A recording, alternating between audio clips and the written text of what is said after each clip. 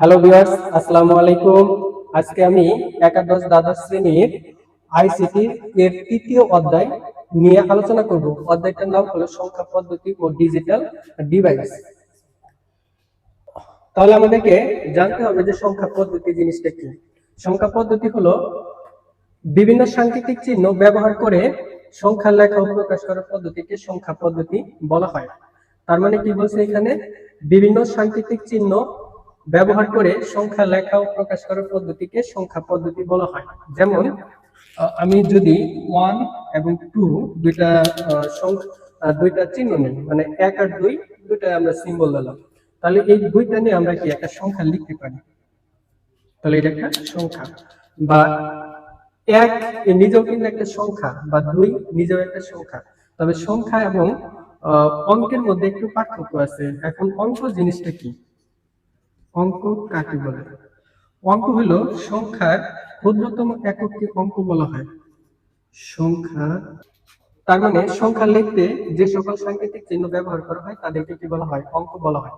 যেমন এখানে 1 আর 2, মানে এই পুরাটা একটা যদি সংখ্যা ধরি যে 12, এখানে দুইটা অঙ্ক আছে 1 এবং 2, তাহলে এই সাংকেতিক চিহ্নগুলা কি বলা হয়, অঙ্ক বলা হয়। তাহলে এখানে বলা যায় যে সকল অঙ্কই সংখ্যা, বা সকল সংখ্যাই কি অঙ্ক নয়। কারণ অঙ্ক আমরা যদি ডেসিমালে চিন্তা করি, ডেসিমালে অঙ্ক হলো 0 থেকে 9 পর্যন্ত, 0 থেকে 9 পর্যন্ত। তাহলে সংখ্যা পদ্ধতি কয় প্রকার? সংখ্যা পদ্ধতি হলো দুই প্রকার। একটা হলো নন পজিশনাল সংখ্যা পদ্ধতি বা সামষ্টিক সংখ্যা পদ্ধতি, আর একটা হলো পজিশনাল সংখ্যা পদ্ধতি। এখন নন পজিশনাল সংখ্যা পদ্ধতি জিনিসটা কি? সংখ্যা পদ্ধতিতে কোন সংখ্যার মান তার পজিশনের উপর নির্ভর করে না, তাকে বলা হয় নন পজিশনাল সংখ্যা পদ্ধতি। যেমন রোমান সংখ্যা যদি আমরা লিখি, দুইটা এক্স মানে কি, দুইটা এক্স মানে এখানে একটা এক্স হলো 10 আর একটা এক্স হলো 10, তাহলে এখানে সামষ্টিক বলা যায়। তাহলে 10 যোগ 10, তার মানে দুইটা হলো 20 প্রকাশ পেয়েছে। তাহলে এক্স একটা সংখ্যা 10, আরেকটা এক্স হলো সংখ্যা 10, এই দুইটার যোগফল হলো কি 20। তার মানে এখানে বাম পাশে বা ডান পাশে এর উপর নির্ভর করে এর মান কি কোনো পরিবর্তন হয় না। শুধুমাত্র সংখ্যা দেখে বোঝা যায় যে এটার মান 10, এটার মান 10, এর দুইটা যোগ করলে কত 20 হয়, তার মানে এটা 20 বোঝানো হয়েছে। তারপর হলো পজিশনাল সংখ্যা পদ্ধতি। পজিশনাল সংখ্যা পদ্ধতি হলো যে সংখ্যার মান তার সংখ্যার পজিশনের উপর নির্ভর করে, বা অঙ্কের পজিশন বা অবস্থানের উপর নির্ভর করে, তাকে বলা হয় পজিশনাল সংখ্যা পদ্ধতি। যেমন আমি যদি 1 2 2 লিখি, তার মানে কি এটা 2 একটা, এটাও একটা 2, এটা হলো 1। তাহলে যদি আমি এটার মতো করে চিন্তা করি, তাহলে এখানে কত হইতো, 1 যোগ 2 যোগ 2, তার মানে 5 হইতো। কিন্তু আসলে কি এই সংখ্যাটা 5 বোঝাইছে? এই সংখ্যাটা বোঝাইছে 122। তার মানে কি এই সংখ্যাটা 2 বোঝাইছে, এই সংখ্যাটা হলো কি এই সংখ্যার চেয়ে 10 গুণ বেশি বোঝাইছে। তারপরে এই সংখ্যাটা হলো এই সংখ্যার চেয়ে 10 গুণ বেশি বোঝাইছে। বিষয়টা এভাবে চিন্তা করলে ভালো হয় যে শেষে একটা 2 বোঝাইছে, যোগ তারপরেরটা হলো 10 গুণ বেশি, তার মানে 2 into 10, যোগ তারপরেরটা কি এটার চেয়ে একটা 10 গুণ বেশি, মানে এখানে যেটা ছিল 1 into 100, তার মানে এটা হলো 2, এটার চেয়ে 10 গুণ এটা বেশি, আবার এটার চেয়ে 10 গুণ হলো এটা বেশি। কারণ এই তিনটা যোগ করলে কত হয় 1 2 2, ঠিক আছে। তার মানে কি এই 2 2 আসলে কত বোঝাইছে, 2 বোঝাইছে 20, আর এখানে 1 1 কত বোঝাইছে, 1 বোঝাইছে 100। তার মানে কি এখানে অবস্থান পরিবর্তন করার কারণে তার মানের পরিবর্তন হচ্ছে, আর মানের পরিবর্তন হলে সেটা হলো কি পজিশনাল সংখ্যা পদ্ধতি। তার মানে কি মানের উপর অবস্থানের উপর ডিপেন্ড করে করে কি তার মানের পরিবর্তন হচ্ছে, সুতরাং এটাকে কি পজিশনাল সংখ্যা পদ্ধতি।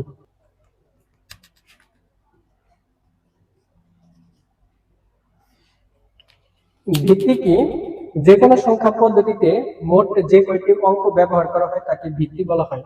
তাহলে ভিত্তি হলো যে কোনো, তাহলে কি ভিত্তি হলো যে কোনো সংখ্যা পদ্ধতিতে মোট যে কয়টি অঙ্ক ব্যবহার করা হয় তাকে ভিত্তি বলে। যেমন আমরা দশমিক সংখ্যা পদ্ধতি যদি চিন্তা করি, তাহলে এখানে ব্যবহার করি 1 0 1 2 3 4 5 6 7 8 9 মানে 0 থেকে 9 পর্যন্ত। তার মানে এখানে হিসাব করলে 1 2 3 4 5 6 7 8 9 10, তার মানে কি টোটাল 10টা অঙ্ক আছে, তাহলে এর ভিত্তি হবে 10। তাহলে যে কোনো সংখ্যা পদ্ধতিতে মোট যে কয়টা অঙ্ক ব্যবহার করা হয় তাকে ভিত্তি বলা হয়। একটু আগে আমরা পড়ে আসলাম যে পজিশনাল সংখ্যা পদ্ধতি আর একটা হলো নন পজিশনাল সংখ্যা পদ্ধতি। পজিশনাল সংখ্যা পদ্ধতি আবার হলো 4 প্রকার। পজিশনাল সংখ্যা পদ্ধতি 4 প্রকার কি কি? একটা হলো ডেসিমাল সংখ্যা পদ্ধতি, বাইনারি সংখ্যা পদ্ধতি, অক্টাল সংখ্যা পদ্ধতি, হেক্সাডেসিমাল সংখ্যা পদ্ধতি। তাহলে ডেসিমাল সংখ্যা পদ্ধতিতে মোট 10টা অঙ্ক ব্যবহার করা হয়। 0 1 2 3 4 5 6 7 8 9, এই 10টা অঙ্ক ব্যবহার করা হয়, তাহলে ভিত্তি কত? 10। বাইনারিতে দুইটা অঙ্ক ব্যবহার করা হয়, সেটা হলো 0 আর একটা হলো 1, তাহলে ভিত্তি কত? 2। অক্টালে 0 থেকে 7 পর্যন্ত 8টা সংখ্যা ব্যবহার করা হয়। 0 1 2 2 3 4 5 6 7, তাহলে ভিত্তি হলো 8। আর এখানে 0 থেকে 15 পর্যন্ত মানে 15 পর্যন্ত 16টা সংখ্যা ব্যবহার করা হয়, তাহলে এটা হবে 0 1 2 3 4 5 6 7 8 9। তাহলে 9 এর পরে আমাদেরকে লিখতে হবে A B C D E F. তার মানে এখানে হলো 10টা, 0 থেকে 9 পর্যন্ত হলো 10টা, আর এখানে এ মূলত 10 মিন করছে, তাহলে 11 12 13 14 15 16, তার মানে কি টোটাল সংখ্যা হলো 16টা, তার মানে ভিত্তি হলো 16। তার মানে এ হলো 10, বি হলো 11, সি হলো 12, ডি হলো 14, ডি হলো 13, ই হলো 14, এফ হলো 15। আবার বলতেছি এ কে মিন করছে 10, বি কে মিন করছে 11, সি কে মিন করছে 12, ডি কে মিন করছে 13, ই কে মিন করছে 14, আর এফ কে মিন করছে 15। তাহলে এই ছিল মোটটা 4 প্রকার সংখ্যা পদ্ধতি। তাহলে কি কি? Decimal, binary, octal, hexadecimal. আর ডেসিমালের অঙ্ক হলো 10টা, তাই ভিত্তি হলো 10। বাইনারি অঙ্ক হলো 2টা, তাই ভিত্তি হলো 2। আর অক্টালে অঙ্ক হলো 8টা, ভিত্তি হলো 8। আর হেক্সাডেসিমালে অঙ্ক হলো 16টা, তাই ভিত্তি হলো 16। মানে আমরা যে এখানে 4টা সংখ্যা পদ্ধতি পড়লাম, এটা একটা থেকে আরেকটা পরিবর্তন করা বা রূপান্তর করে এই সংখ্যা পদ্ধতি রূপান্তর বলা হয়। তাহলে এখানে যে আমরা সংখ্যা পদ্ধতি পড়লাম, এটা যদি আমরা সিরিয়াল অনুযায়ী করি কয়টা হয়? সংখ্যা পদ্ধতি রূপান্তর। তার মানে আমরা যেখানে 4টা সংখ্যা পদ্ধতি পড়লাম, এটা হলো রূপান্তর আছে। যেমন ডেসিমাল থেকে বাইনারিতে যাওয়া যায়, বাইনারি থেকে ডেসিমালে যাওয়া যায়, অক্টাল থেকে বাইনারিতে যাওয়া যায়, আবার বাইনারি থেকে অক্টালে আসা যায়, হেক্সাডেসিমাল থেকে বাইনারিতে যাওয়া যায়, আবার বাইনারি থেকে হেক্সাডেসিমালে যাওয়া যায়। এইভাবে একটা সংখ্যা আরেকটা সংখ্যাতে রূপান্তর করা যায়। এরকম করে যদি আমরা করি, দেখা যায় মোটামুটি 12 ধরনের রূপান্তর হয়। আমি এখানে যদি একটু লিখি, 1 নম্বরে হলো ডেসিমাল টু বাইনারি,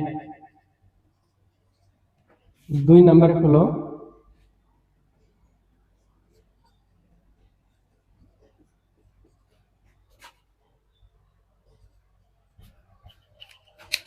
এই মোটামুটি 12 প্রকার রূপান্তর সম্ভব হয়। তাহলে প্রথমে আমরা দেখতেছি decimal to binary, decimal to octal, decimal to hexadecimal, আর বাইনারি টু। এই তিনটা আবার যদি উল্টাই দেই, তাহলে binary to decimal, octal to decimal, hexadecimal to decimal. তার মানে এইখানে যে তিনটা লিখছি, মানে ওই তিনটা আবার এখানে কে উল্টিয়ে দিছি। এখানে আবার কি বাইনারি থেকে binary two octal, binary two hexadecimal, তারপরে এগুলো উল্টাই দিলাম, octal two binary, hexadecimal two binary. তারপরে আমরা যেতে পারবো octal two hexadecimal, hexadecimal two octal. তার মানে এখানে কি মোটামুটি 12 ধরনের বা 12 প্রকার রূপান্তর সম্ভব হয়। এখন আমরা প্রত্যেকটাই ধারাবাহিকভাবে দেখব। বাইনারি, তাহলে আমরা ডেসিমাল সংখ্যা কি? আমরা যে সংখ্যা সাধারণত ব্যবহার করি সেটা হলো ডেসিমাল সংখ্যা। এখানে কয়টা অঙ্ক ব্যবহার করি? 10টা। তার মানে ভিত্তি হলো কত? 10। যেমন আমরা 107 এখানে 10, তার মানে এখানে কি 107 একটা সংখ্যা আর এর ভিত্তি কি 10, তার মানে 10 ভিত্তিক যে সংখ্যা সেটা হলো ডেসিমাল সংখ্যা। এটা আমরা যাব কোথায়? বাইনারিতে। তাহলে বাইনারিতে যাব, তার মানে কি ভিত্তি হবে কত? 2। তাহলে এটা যাওয়ার জন্য বাইনারির ভিত্তি দিয়ে এই সংখ্যাটাকে ভাগ করতে হবে। যেমন 107 এইভাবে যখন, তাহলে বাইনারি ভিত্তি ছিল 2, তাহলে 2 দিয়ে ভাগ করলে কত? তার মানে 2 দ্বারা 107 কে ভাগ করলে ভাগফল হয় 53, আর ভাগশেষ থাকে কত? 1। তাহলে এইখানে ভাগফলটা লিখতে হবে আর ভাগশেষটা এখানে লিখতে হবে ঠিক চিহ্ন দিয়ে। তারপরে আবার এটাকে ভাগ করতে হবে 2 দিয়ে। তাহলে এখানে 2 দিয়ে ভাগ করলে কত হবে? 5 এর ভিতরে যায় 2 বার, হাতে থাকে 1, 1 আর 3 13 হয়, 13 মধ্যে যে 6 বার, তাহলে এখানে 1 থাকে। তারপরে 26 কে 2 দ্বারা ভাগ করলে 13 হয়, হাতে থাকে না, সরি ভাগশেষ থাকে না। তারপরে 2 দিয়ে ভাগ করলে 6 হয়, ভাগশেষ থেকে 1। তারপরে 2 দিয়ে ভাগ করলে 3 হয়, ভাগশেষ থাকে না, তাই 0। তারপরে 2 দিয়ে ভাগ করলে 1 হয়, ভাগশেষ থেকে 1। তারপরে 2 দিয়ে ভাগ করলে 2 তো আর 1 এর ভেতরে যায় না, তাই এখানে 0 আর ভাগশেষ 1 থাকে। তাহলে এখানে প্রথমে কি করছি? 2 দিয়ে 107 কে ভাগ করছি, ভাগফল হচ্ছে 53, 53 নিচে লিখছি আর ভাগশেষ যেটা ছিল এখানে লিখছি। তারপরে তারপরে আমরা কি করব? নিচ থেকে উপর দিকে সাজাবো। তাহলে সবার নিচে কত ছিল? 1, তাহলে লিখবো 1, তারপরে ছিল 1, তারপরে ছিল 0, তারপরে ছিল 1 0 1 1। এটাই হলো রূপান্তর বাইনারি ক্ষেত্র। তার মানে নিচ থেকে লিখতে হবে 1 1 0 1 0 1 1। তাহলে সবার নিচেরটা সবার আগে লিখতে হবে, তারপরে আস্তে আস্তে উপরে যেতে হবে আর ডান দিকে লিখতে হবে। এটা হলো পূর্ণ সংখ্যার রূপান্তর। এখন যদি ভগ্নাংশ থাকে, যেমন একটা সংখ্যা লিখলাম 0.63, এটা হলো ডেসিমাল, এটাকে আমার বাইনারিতে যাইতে হবে। তাহলে পূর্ণ সংখ্যা হলে আমরা ভাগ করে বের করি, আর যদি ভগ্নাংশ হয় তখন আমাদেরকে গুণ করে বের করতে হবে। তাহলে এটা কিভাবে হবে? তাহলে আমরা এইভাবে একটা রেখা দিব আর একটা রেখা এইভাবে দিব, তাহলে দশমিকের পরের অংশটুকু লিখব, তার মানে 0.63, আর ভিত্তি দিয়ে গুণ করব। কি করব? ভিত্তি দিয়ে গুণ করব। তাহলে এই দুটো গুণ করলে তাহলে 1 2 6 হয়, মানে এই অংশটুকু এই 2 দ্বারা গুণ করলে কত হয়? 1.26 হয়।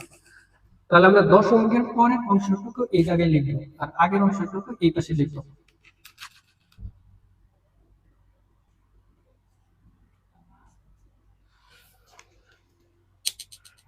তারপরে আমরা এই দশমিকের আগেরটুকু কেটে দেব।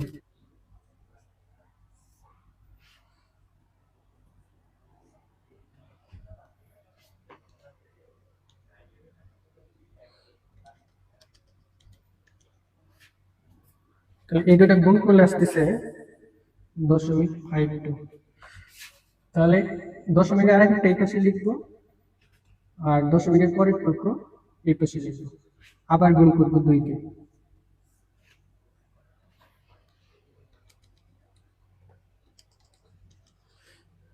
তার মানে এটা গুণ করলে 1.04 আসে। দশমিকের পরের টুকু এখানে লিখবো 04 আর দশমিকের আগের টুকু এখানে লিখবো। তার মানে এরকম ভাবে যদি আসতেই থাকে তাহলে আমরা কি ডট ডট চিহ্ন দিব, মানে এরকম ভাবে আসতেইছে, শেষ হচ্ছে না। তাহলে এটা লিখতে হবে উপর থেকে নিচের দিকে। তাহলে এটা 0.36 0.36 এর ডেসিমাল থেকে বাইনারি হবে। তাহলে আমি কি বলছি? উপর থেকে নিচের দিকে। তাহলে এখানে 101 101, তারপরে ডট ডট, তার মানে যেহেতু আরো আছে ডট ডট দিয়ে তারপরে ভিত্তি 2 দিতে হবে। অক্টালে যাবে, তাহলে যে কোনো একটা ডেসিমাল সংখ্যা ধরে নিই। ধরে নিলাম 109, তাহলে 109 ভিত্তি হলো 10, আর এটা আমরা অক্টালে যাব। একই নিয়ম, যে প্রথম পূর্ণ সংখ্যা হলে ভিত্তিতে ভাগ করে করে যেতে হবে। 109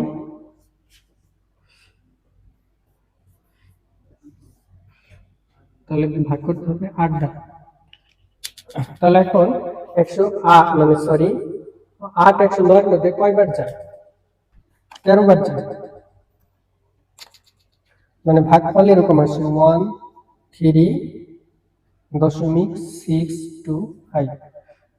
তার মানে এখানে কি আগের টুকু হলো ভাগফল আর পরের টুকু হলো ভাগশেষ। যদি আমি চিন্তা করি তাহলে এখানে 13 লিখতে হবে। এখন যেহেতু আমি এখানে ক্যালকুলেটর দিয়ে করব, তার মানে আমি এই সংখ্যা এখানে লিখে ফেলছি, তাহলে আমার বাকি আছে কি এইটুকু। তাহলে পুরো সংখ্যা থেকে ক্যালকুলেটরে আমি 13 বিয়োগ করে দিলাম, যেটা পরের টুকু বের হবে। এই পরের টুকু আবার কি আমি 8 দ্বারা গুণ করব, গুণন 8, তার মানে কি 5 হবে। ভাগশেষ কত হবে? 5। তাহলে এখানে 5 লিখব। এখন এটাকে এখানে ভাগ করলে কত হয়? একবার যায়। একবার হলো, তাহলে একবার যায়, ভাগশেষ থাকে তোমার 13 থেকে 8 গেলে 8 পাঁচে 13 মানে 5 থাকে। আবার 8 দ্বারা ভাগ করব, 8 যেহেতু একের ভেতরে যায় না, তাই ভাগফল 0 আর ভাগশেষটা 1 লিখে দিতে হবে। তাহলে আমরা কি এটা উপর থেকে নিচ থেকে উপর দিকে হবে। তাহলে 109 এর অক্টাল হবে 1558। আশা করি এটুকু বুঝতে পারছো। আর যদি ভগ্নাংশ হয়, যেমন 125, এটা একটা ডেসিমাল ছিল, এটা আমরা অক্টালে যাব। তাহলে আমাদের ভগ্নাংশ হলে গুণ করে করে যেতে হবে। তাহলে এটা নিয়মটা হলো কি, আগে এই পাশে একটা দাগ দিব, তারপর এই পাশে, তারপরে দশমিকের পরে টুকু লিখব 0.125, তারপরে আমি গুণ দিব, ভিত্তি দিবে, ভিত্তি ছিল 8, তাহলে 0.125 ইন্টু 8,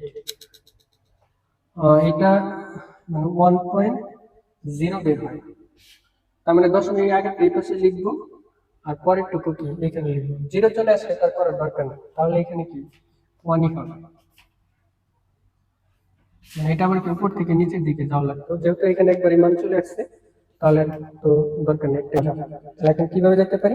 যেহেতু এটা একটা পূর্ণ সংখ্যা, তাই ভাগ করে করে দিতে হবে। 1050, তাহলে এখানে ভাগ করব, কত দিয়ে ভাগ করবো? 16 দিয়ে, যেহেতু ভিত্তি 16। তাহলে এখানে 1050 ভাগ হলো 16, তার মানে এই পূর্ণ সংখ্যাটা হলো ভাগফল। এখানে আমরা লিখব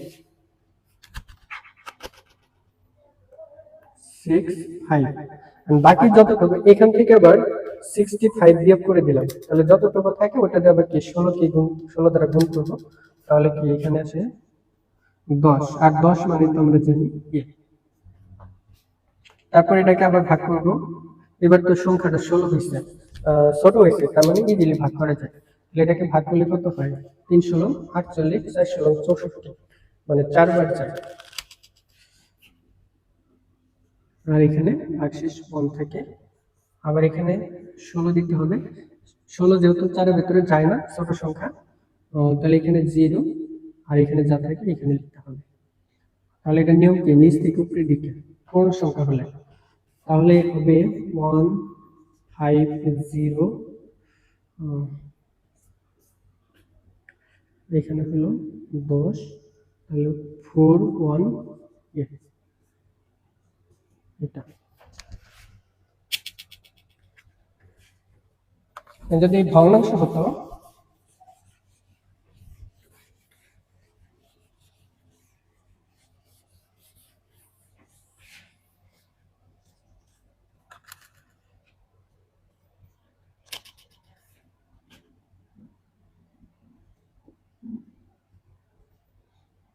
এটা আমরা করব, এটা 10, এটা আমরা হেক্সাডেসিমালে যাব।